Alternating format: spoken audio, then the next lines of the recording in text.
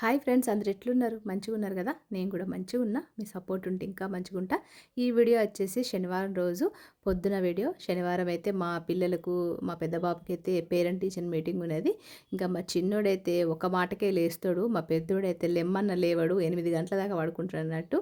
ఇంకా మా చిన్నోడికి అయితే వేనీళ్ళు అయితే పెట్టేసిన, ఇంకా వాడైతే స్నానం చేస్తాడు. బ్రేక్ఫాస్ట్ అయితే ఈరోజు అటుకులతో ఉప్మా చేస్తాను. ఫస్ట్ అయితే ఆయిల్ అయితే వేసుకున్న గిన్నెల మంచిగా ఆయిల్ అయితే వేడైంది. ఆయిల్ వేడైన తర్వాత జీలకర్ర, ఆవాలు 1 టేబుల్ స్పూన్ అయితే వేసుకున్న. ముందుగానే కడిగేసుకున్న కూరగాయలు అయితే ఇందులో వేసుకుందాం. కొద్దిగా పచ్చిమిర్చి, అంటే ఎక్కువ కారం పిల్లలు తినరు కాబట్టి ఒక పచ్చిమిర్చి అయితే సన్నగా కడి చేసుకున్న పచ్చిమిర్చి, ఉల్లిపాయలు 1 సన్నగా కడి చేసుకున్న ఉల్లిపాయలు. దాంతోపాటు మనం కొద్దిగా ఇంట్లో క్యారెట్ పిల్లలకు వెజిటేబుల్స్ ఇస్తే మంచిది కాబట్టి ఇందులో నేను వెజిటేబుల్స్ వేసుకుంటాను. అంటే క్యారెట్ 1 సన్నగా కడి చేసుకున్నది. దాంతోపాటు మనము బీన్స్, మీకు ఇష్టం ఉంటే బఠానీలు వేసుకోవచ్చు, క్యాప్సికమ్ వేసుకోవచ్చు, క్యాలీఫ్లవర్ కూడా వేసుకోవచ్చు. పిల్లలు ఏం వెజిటేబుల్ తినరో అవి అయితే మీరు యాడ్ చేస్తూ ఈ విధంగా పిల్లలకు బ్రేక్ఫాస్ట్ చేస్తే టేస్ట్ వైజ్ మంచిగా ఉంటుంది. పిల్లలకు మనము వెజిటేబుల్స్ ఇచ్చినట్టు ఉంటుంది. ఇక్కడైతే నేను వెజిటేబుల్స్ వేసుకొని మంచిగా కలుపుకున్న, ఉప్పు వేసుకున్న క్లిప్ అయితే రాలేదు. మంచిగా కలిపిన తర్వాత టమాటాలు ఒక 2 నుంచి 3 టమాటాలు, బాగా పండిన టమాటాలు అయితే వేసుకున్నా. అప్పుడైతే మనకు గ్రేవీ అనేది మంచిగా చిక్కగా అవుతుంది. ఇప్పుడు మనం వీటికి సరిపడా ఉప్పు కారాలు అయితే వేసుకుందాం. ఇక్కడైతే కారం మీరు ఎంత తింటారో దాన్ని బట్టి మీ పిల్లలు దాన్ని బట్టి వేసుకోండి.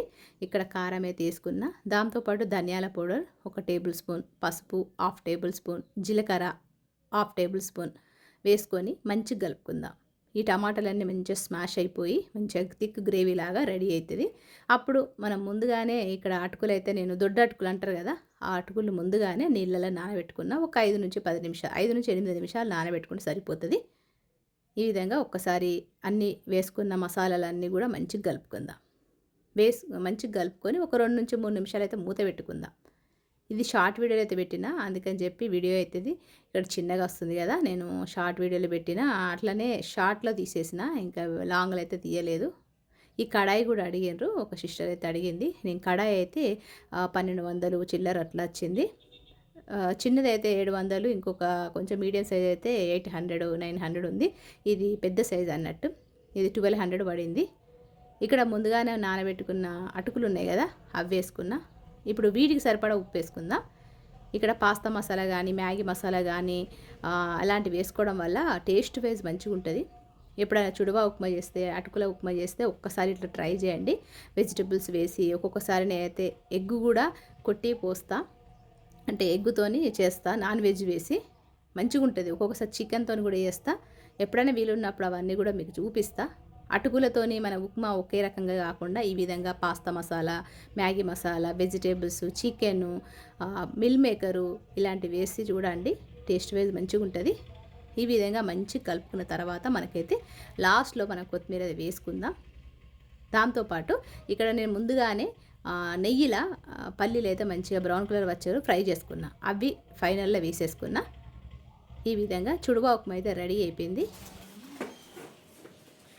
8 हो रहा, अभी तैयार नहीं हो गए. जल्दी रेडी हो जा, जल्दी ये रख दो.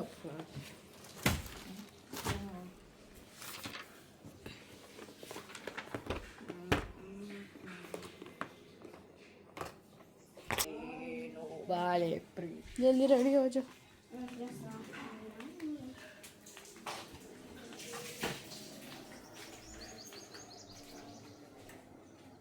ఇక్కడైతే పిల్లల కోసం పాలైతే వేడి చేస్తాను. ఇక్కడ ఉప్మా అయితే రెడీ అయిపోయింది.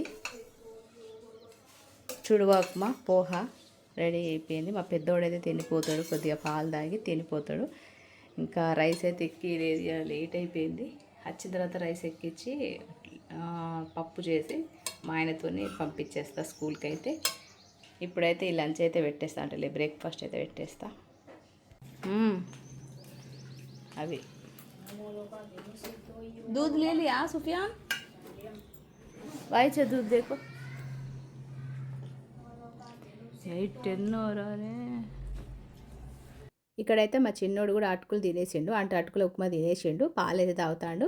ఇక మా పెద్దోడు అయితే సైకిల్ మీద వస్తాడు కాబట్టి వాడు మంచిగా నెమ్మదిగా మంచిగా తిని మంచిగా ఆరామ్సే టెన్షన్ లేకుండా వస్తుంది అన్నట్టు. మా చిన్నోడు అయితే మేడం కొడుతుందని చెప్పి భయపడుకుంటా తొందర రెడీ అవుతాడు, కానీ లేట్ అవుతుంది చేసి.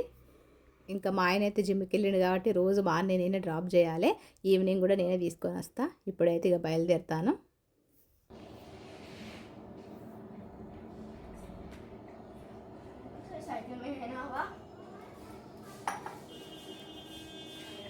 మా పెద్దోని సైకిల్కు కొంచెం పంచర్ అయిందట, గాలేదో కొట్టుకుంటానని ఇంకా వాడు సైకిల్ మీద వస్తుంది. నేనైతే నా చిన్నని డ్రాప్ చేసి ఇంటికైతే వచ్చేసిన తర్వాత ఇంకా నా ఇంటి పని ఏందనేది మీకు చూపిస్తాను.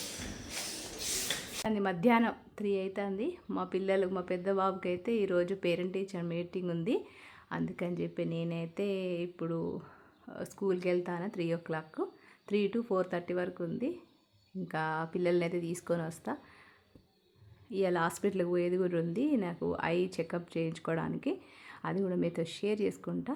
వీడియో ఎండింగ్ వరకు చూస్తూ ఉండండి. అసలు ఐ ప్రాబ్లం ఏంది, నాకైతే ఐ సైట్ ఉండే, అంటే సైట్ కాదు, ఐ అంటే తలనొప్పి, కన్ను నొప్పి, అంటే ఎక్కువ సైట్ అయితే లేదు కానీ స్టార్టింగ్ స్టేజ్లో ఉండే 1 year బ్యాక్. స్పెట్స్ కూడా చేంజ్ చేసుకుని ఉన్నది. అందుకని చెప్పి వెళ్తున్నా. ఏందనేది కూడా మీతో షేర్ చేసుకుంటా. అసలు కన్ను నొప్పి, తలనొప్పి అంతా కూడా ఉంటుంది. స్పెట్స్ చేంజ్ చేసుకోవాలా లేకపోతే సైట్ పెరిగిందా అనేది కూడా తెలుసుకోవచ్చు. అందుకని చెప్పి ఇవాళ సాయంత్రం మా హస్బెండ్ వచ్చిన తర్వాత వెళ్ళేది ఉంది. ఇప్పుడైతే నేను స్కూల్కి వెళ్తున్నా. ఇక్కడ స్కూల్ నుంచి వచ్చిన తర్వాత ఇంకా మా పిల్లలు అయితే వాళ్ళ పైన వాళ్ళు ఉన్నారు. ఎందుకంటే నేను తొందరగా తీసుకొని వచ్చినా కదా, ఒక 1.5 hour టైం ఉంది కదా మమ్మీ, కైట్ ఎగరేస్తామని చెప్పి వాళ్ళిద్దరైతే ఇంకా కైట్ అయితే ప్రిపేర్ చేసుకుంటారు. మా పెద్దోంది చెరికి అయితే కనబడతలేదు, దానికోసం అయితే వెతుకుతాండు. ఈ విధంగా మేమైతే ఇంటి పని వంట పని అయితే చేసుకున్న తర్వాత హాస్పిటల్కి అయితే వెళ్ళినాం.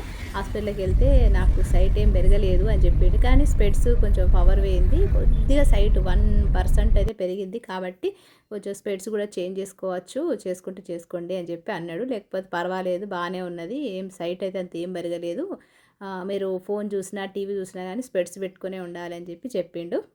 ఫ్రెండ్స్, ఇక్కడికి మేమైతే బిర్యానీ ఉంటుందని చెప్పి వచ్చినాం. చూసరికి ఇది కేఫ్.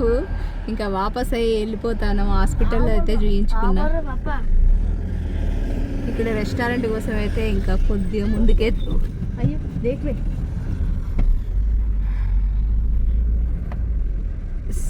ఎప్పుడు బయటికి వెళ్ళినా మేమైతే కొత్త రెస్టారెంట్ అయితే ప్లేస్లో పోయి తింటామన్నట్టు. వాళ్ళ దోస్తుని అడిగితే మొన్న వెళ్ళిరు కదా, అదేదో రెస్టారెంట్ పేరు చెప్పమంటే ఆయన అయితే చెప్పిండు అది కేఫ్ అంట, మాకు తెలియదు, అతను కూడా చెప్పలేదు. మేము రెస్టారెంట్ ఏమో అనుకొని వెళ్ళినాం, చూసేసరికి అది కేఫ్ అన్నట్టు. ఇంకా రెస్టారెంట్కి అయితే వచ్చేసినాం. ఇక్కడ అయితే మేము పిస్తా హౌస్కి వచ్చినాం. మేము అనుకున్న ప్లేస్కి అయితే కాకుండా వేరే ప్లేస్కి వచ్చినాం. ఆల్రెడీ ఒకసారి అయితే వచ్చినాం.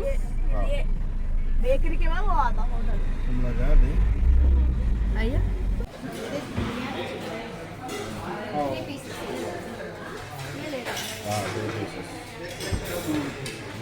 ఇక్కడ రెస్టారెంట్ తీసుకొస్తారని మేమైతే అనుకోలేదు. అందుకే పిల్లలు కూడా అంత రెడీ కాలేదు. హాస్పిటల్ నుంచి ఇంటికి వెళ్ళిపోతాం. ఇంటికి వెళ్ళి ఇంకా వంట చేస్తా, నేను ఎగ్స్ కూడా బాయిల్ చేసిన అని చెప్పి నేనైతే అనుకున్నా. సడన్గా మా ఆయన అయితే రెస్టారెంట్గా తీసుకొచ్చిండు. ఇక్కడ ఫుల్ బిర్యానీ అయితే ఆర్డర్ చేసారు. అంటే మా ఆయన, నేను, మా పిల్లలే, దానికోసమే ఫుల్ బిర్యానీ ఆర్డర్ చేసిండ్రు. మా ఆయన అయితే సపరేట్గా తందూరి చికెను, తందూరి రోటీ అయితే దాంతో ఆయన కొంచెము డైటింగ్లో ఉన్నాడు కాబట్టి ఫుడ్ అయితే ముట్టలేదు. ఇంకా మా పిల్లలు ఇద్దరు కూడా తినేసారు, నేను కూడా తినేసిన.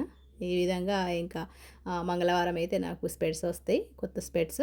ఈ విధంగా సాటర్డే రోజు మా ఇంట్లో అయితే మార్నింగ్ నుంచి ఈవినింగ్ అంటే నైట్ వరకు ఈ విధంగా జరిగింది.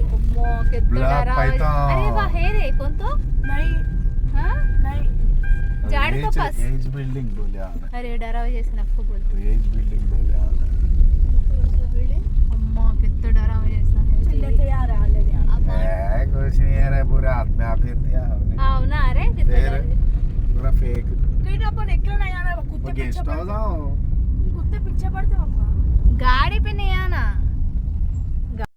ఇంకా రేపటి వీడియోతో కలుస్తా. మరి ఈ వీడియో నచ్చితే ఒక లైక్ చేయండి. అంతవరకు ఉంటా మరి. నమస్తే, సెలవు.